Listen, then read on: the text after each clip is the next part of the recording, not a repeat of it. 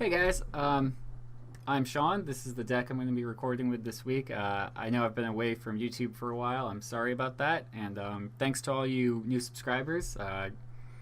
I'm sorry you haven't gotten any new videos. So here you go. Yeah, so this week I'm going to be recording with Junk, or Abzan as it's called now. This is the list right here. It's fairly stock. Some of them play Noble Hierarch and Voice Resurgence, but I don't own Voice Resurgence, and I don't like that list anyway, so I am not. 4-Siege Rhino, which is really the reason I'm playing the deck. This guy's a boss. I cannot overstate how incredible this card is. There are many games where just drawing Siege Rhino off the top wins. There's really not too much else to note.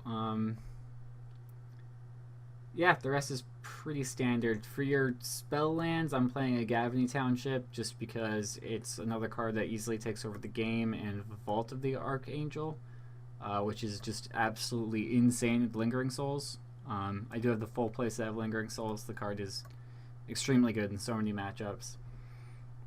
Other than that, I got the 6 discard spells, 3 Path, 3 Abrupt Decay, 1 Maelstrom Pulse, and a Dismember for removal. Fairly standard. I was playing a Slaughter Pact, but I took it out because it's great when you get to kind of like get somebody with it, but the tempo loss is sometimes just too much. Other than that, 1 Tasigur. I don't like more than that because I would rather just have the graveyard full more often than not. But there is no denying that when you get him like online, he can be a huge gain. And 3 Scavenging Ooze instead of 2. Scavenging Ooze is a card that I have found in, first off, any match where you're playing another green-black deck, Scavenging Ooze fights are super huge. It's a very large portion of the game.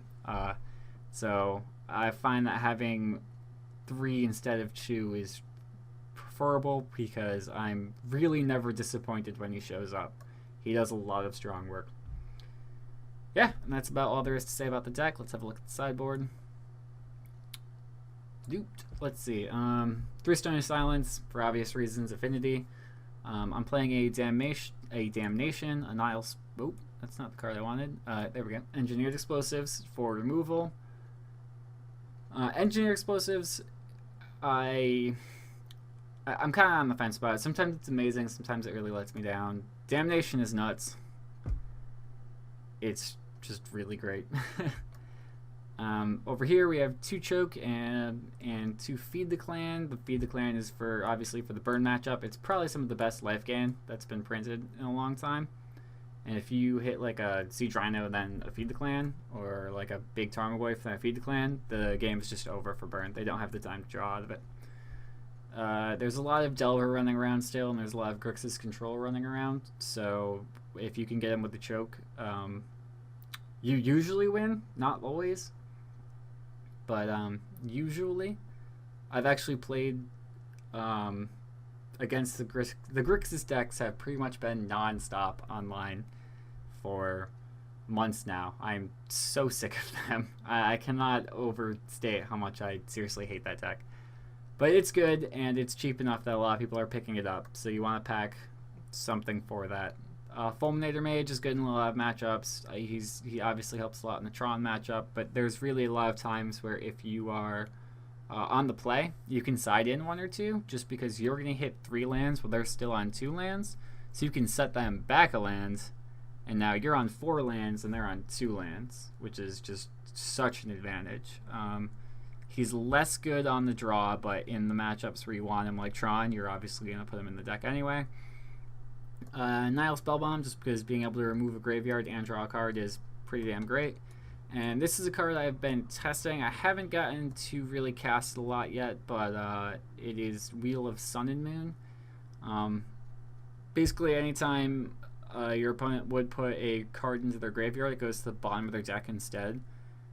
And it's not a budget per se Rest in Peace, because Rest in Peace isn't expensive, I guess is where I'm going with this. Let me start that over.